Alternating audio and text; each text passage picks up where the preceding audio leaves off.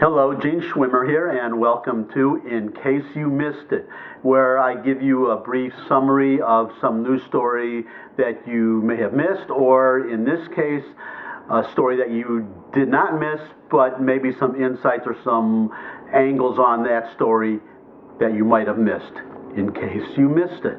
So here we go. Briefly, well, I'm going to talk about the Comey testimony, and I don't think anybody missed that. But first, I just wanted to briefly talk about the British elections. They had the British elections today, Parliament, and Theresa May, surprisingly, is in trouble. When she called the election, her party, the Conservative Party, was 20 points ahead of the main opposition party, the Labour Party.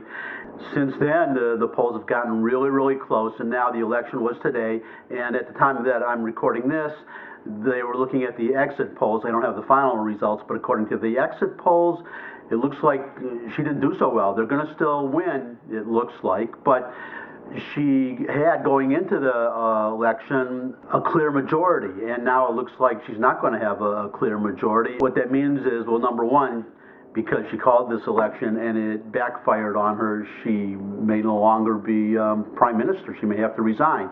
But more than that, what it means is that instead of having a majority, now they're going to have what they call a hung parliament, and she's going to have to make a compromise with one of the more liberal parties to be able to govern at all, because she doesn't have a majority. So that's a problem. But the reason I mention it, I mean, that's England.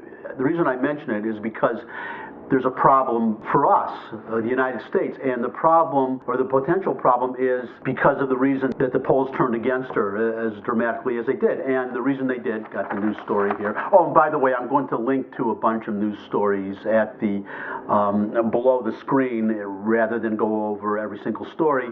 They are ones that you could refer to and read to if you want to get more information and verify my sources. Anyways, but she was, well, I'll just read the direct quote here. May was criticized for a lackluster campaign, and this is the important part, for a plan to force elderly people to pay more for their care. And they're talking about the healthcare, international healthcare system. And that's the implication for us over here, because we're trying to reform Obamacare. And the problem is, once you give somebody, this is where the Democrats, I guess they get to win every time so far, is once they create an entitlement, you can't get rid of it. And that's the problem, that she just wanted people to pay a little bit more. And that's my comment on that. And then just on to the Comey testimony. And hopefully a lot of people watch the whole testimony. I know a lot of you work all day, you don't have time to do it, and you just read the news summaries.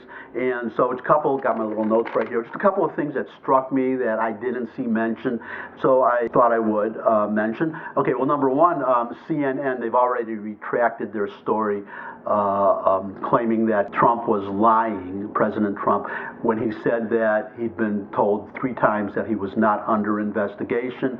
Comey confirmed that he was told 3 times that he is not under investigation. There is no investigation of Donald Trump. So that takes care of that. But what one of the senators, and I forgot to write down which one it was, in questioning Comey, he made a very important point, because there have been this leak, quote unquote leak. It's not really a leak because it turned out to be false, but you have all these leaks coming out about things that have happened or that have been said by various officials, and Trump himself, about Russia and about Flynn, Mike Flynn, and so on and so forth. And what he specifically asked Comey, it was very interesting that of all these leaks that have come out with all these negative implications for Donald Trump, one leak that never came out was this one, that he was not being investigated. And this is true. He was not being investigated, and somehow that did not get leaked. And I find it very interesting, but I don't find it surprising at all, because it just confirms that all of this together is just an attempt to force Donald Trump, sitting president, out of office.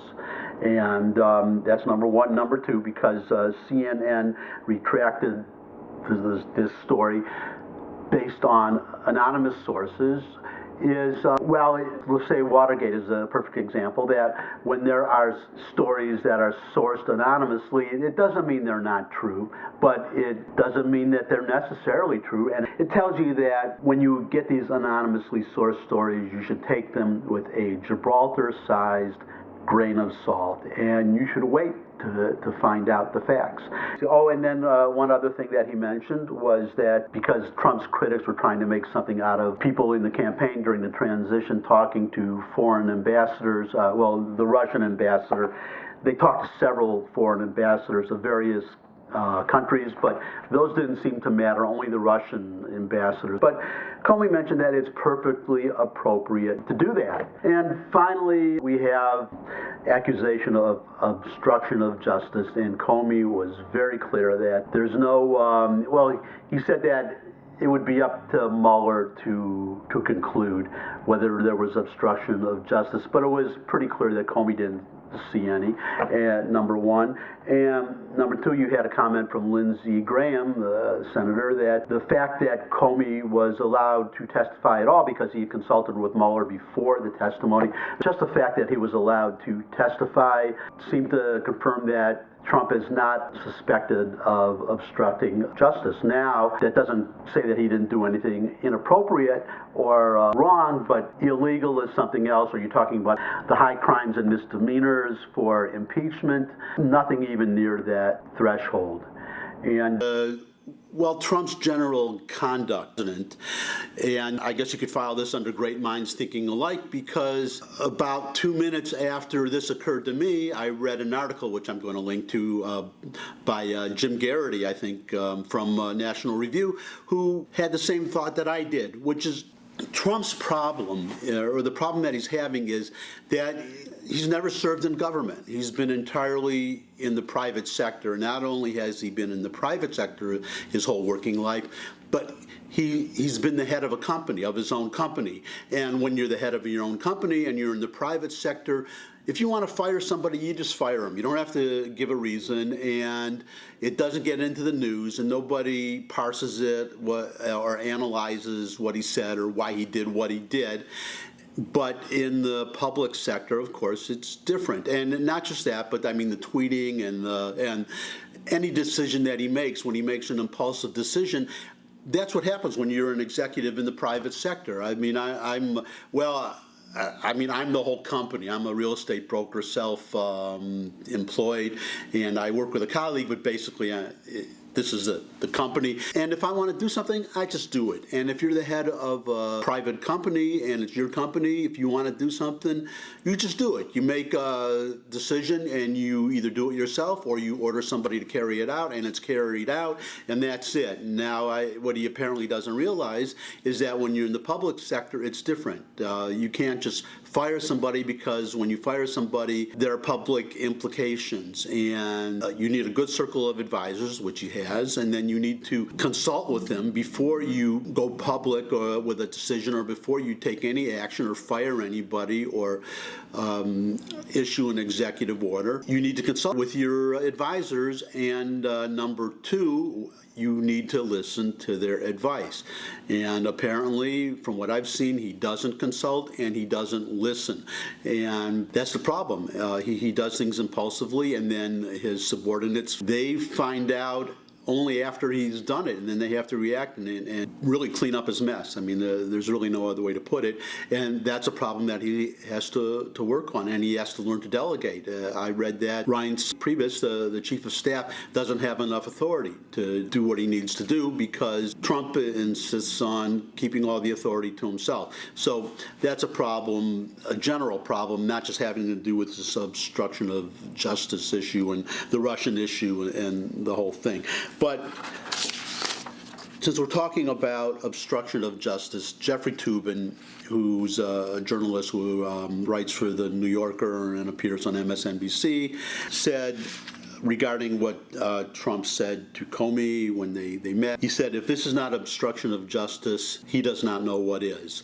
Okay, well, it's not obstruction of justice, number one. Number two, since you want to know what obstruction of justice is, I'm going to show you what obstruction of justice is, and it's very simple. Remember Bill Clinton, Monica Lewinsky, Paula Jones, and federal judge Susan Weber Wright's contempt decision against Bill Clinton, for which he was eventually disbarred from law practice for 5 years. And, well, rather than go through the whole history, I don't want to rehearse the Monica Lewinsky scandal. We've been through that enough. I'll just read from Susan Weber Wright's decision.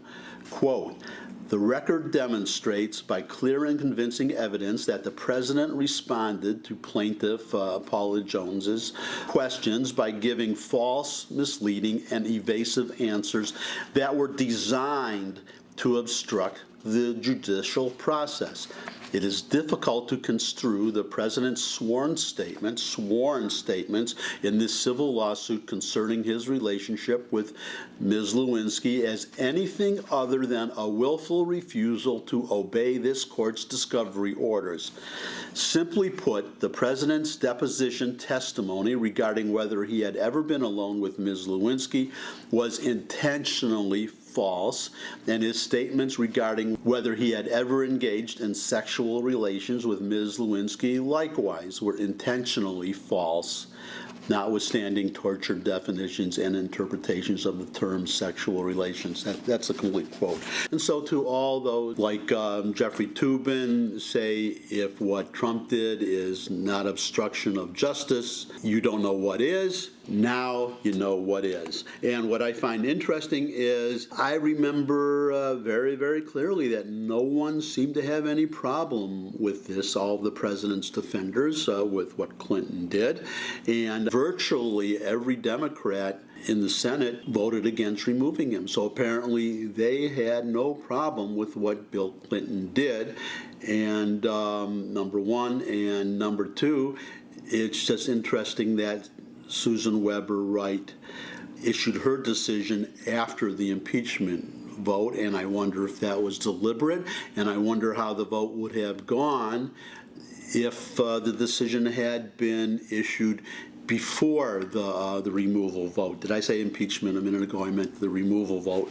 And I think I can predict fairly accurately that Bill Clinton would not have been removed from office. And so, given this result, I would have to conclude that Donald Trump would not be impeached and certainly would not be removed from office, because nothing that Donald Trump is even accused of doing rises to the level of what Susan Weber Wright described in her decision that I just read. So there you go. That's it for today, in case you missed it. And I'll be back soon with the next installment of In Case You Missed It.